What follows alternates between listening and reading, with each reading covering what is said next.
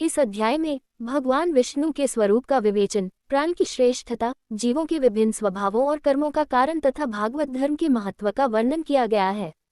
व्याध ने पूछा, ब्राह्मण, आपने पहले कहा था कि भगवान विष्णु की प्रीति के लिए कल्याणकारी भागवत धर्मों का और उनमें भी वैशाख मास में कर्तव्य रूप से बताए हुए नियमों का विशेष रूप से पालन करना चाहिए।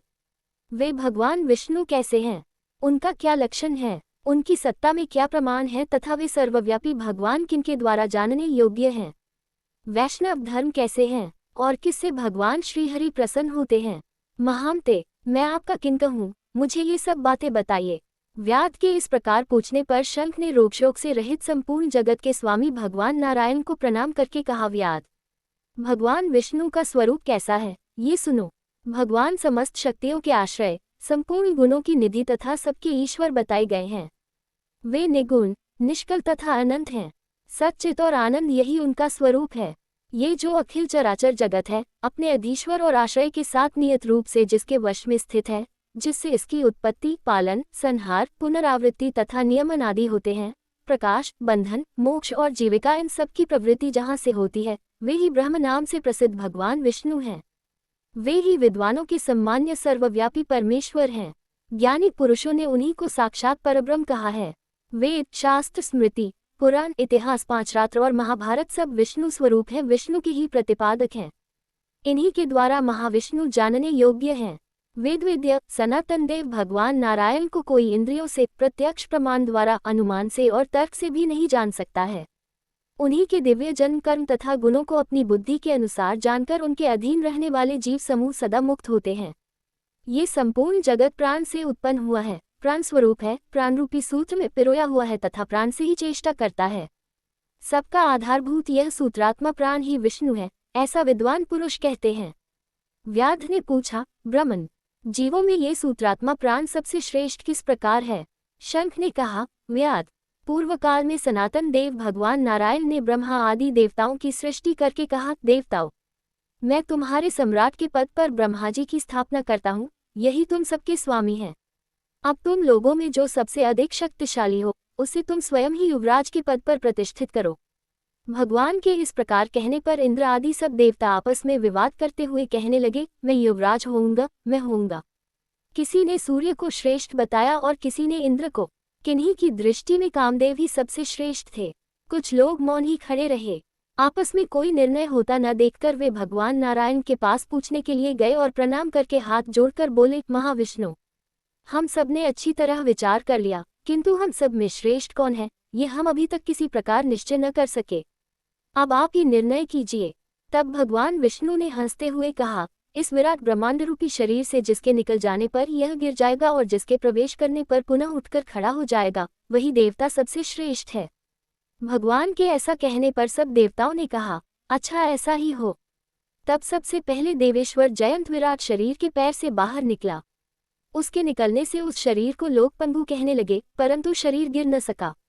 यद्यपि वह चल नहीं पाता था तो भी सुनता, पीता, बोलता, सूंघता और देखता हुआ पूर्ववत स्थिर रहा। तत्पश्चात गुह्यदेश से दक्ष प्रजापति निकलकर अलग हो गए। तब लोगों ने उसे नपुंसक कहा, किंतु उस समय भी वह शरीर गिर न सका। उसके बाद विराट शरीर के हाथ से सब देवताओं के राजा इंद्र बाहर निकले। उस समय भी शरीरपात नहीं हुआ। विराट पुरुष को सब लोग हस्तहीन, लूला कहने लगे। इसी प्रकार नेत्रों से सूर्य निकले। तब लोगों ने उसे अंधा और काना कहा। उस समय भी शरीर का पतन नहीं हुआ। तदनंतर नासिका से अश्विनी कुमार निकले, किंतु शरीर नहीं गिर सका। केवल इतना ही कहा जाने लगा कि यह सूंघ नहीं सकता। कान से अधिष्ठात्र देवियां दिशाएं निकलीं। उस समय लोग उसे बधिर कहने लगे, परंतु उसकी मृत्यु नहीं हुई।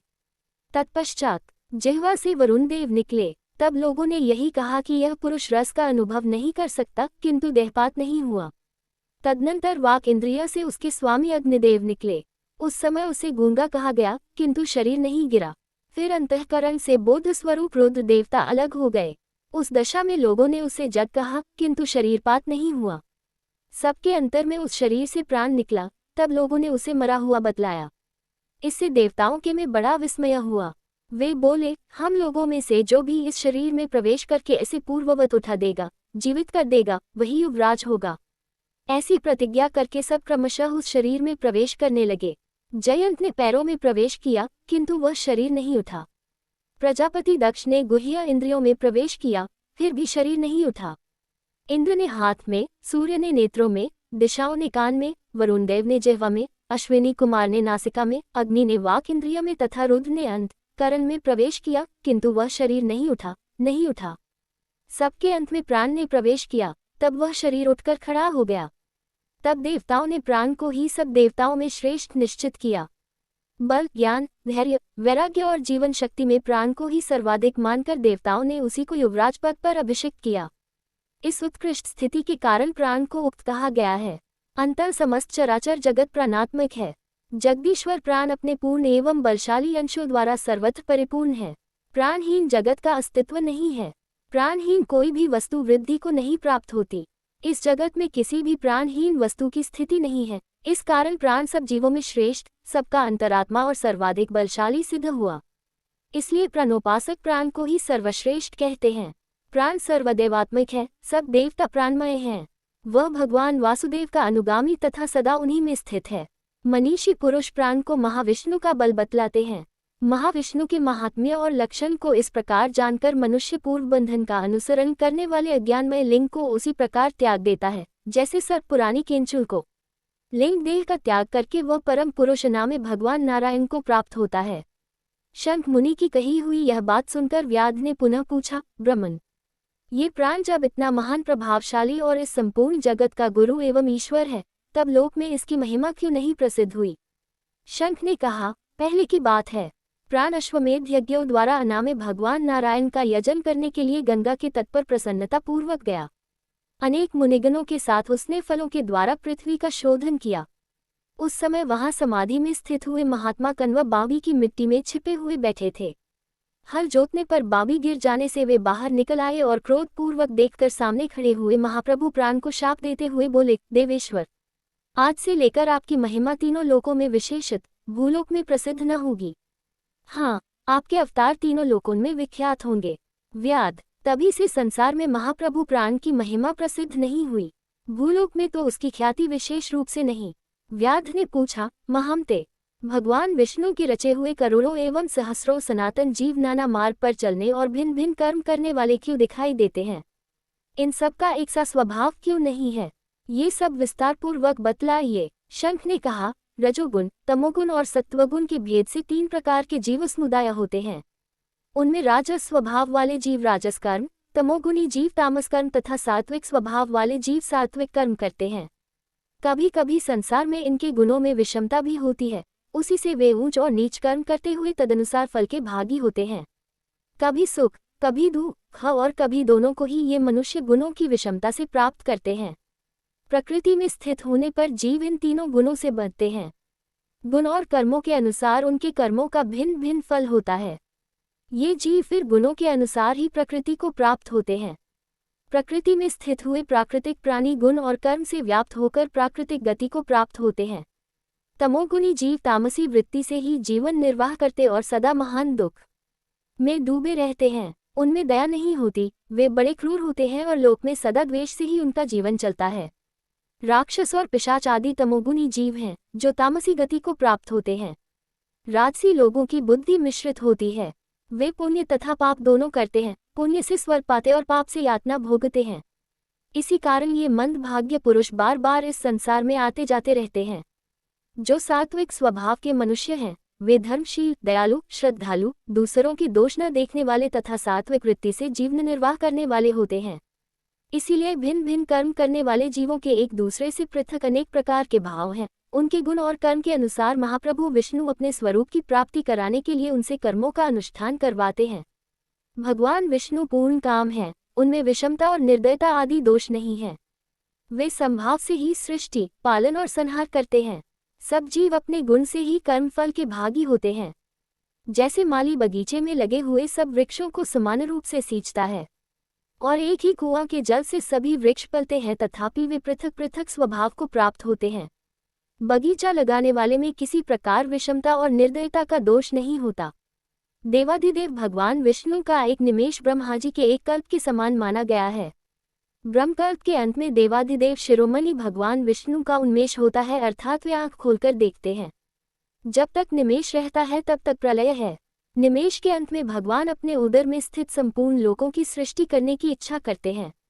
सृष्टि की इच्छा होने पर भगवान अपने उदर में स्थित हुए अनेक प्रकार के जीव समूहों को देखते हैं। उनकी कुक्षी में रहते हुए भी संपूर्ण जीव उनके ध्यान में स्थित होते हैं।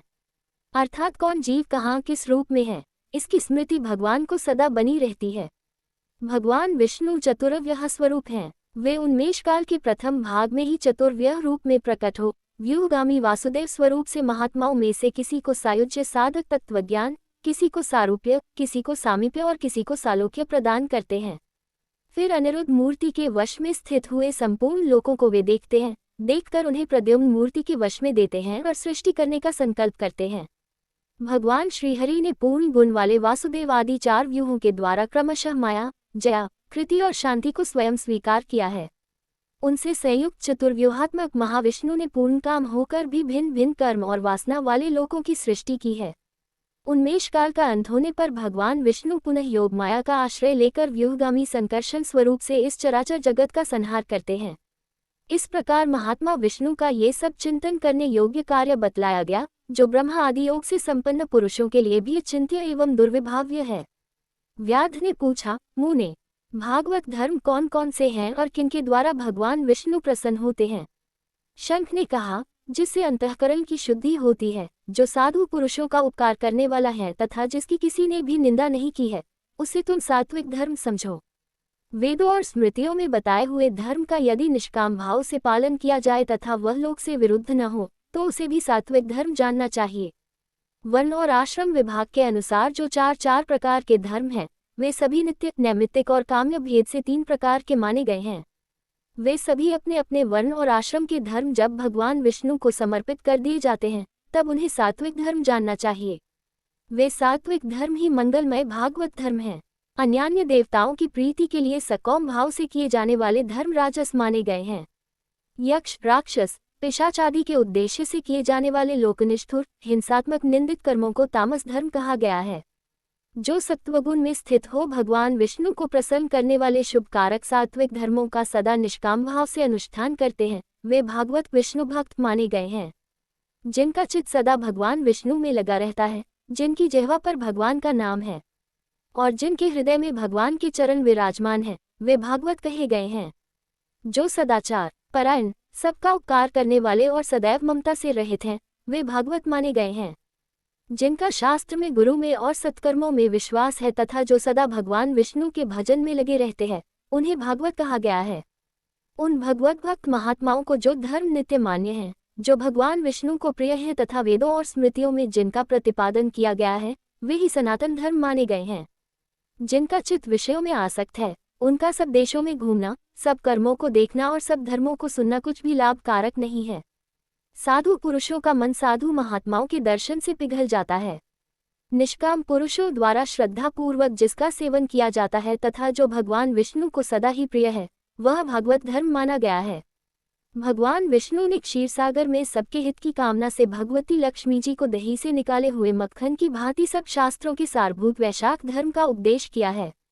जो दम्भ रहित होकर वैशाख मास के व्रत का अनुष्ठान करता है, सब पापों से रहित हो सूर्यमंडल को भेद कर भगवान विष्णु के योगी दुर्लभ परम धाम में जाता है।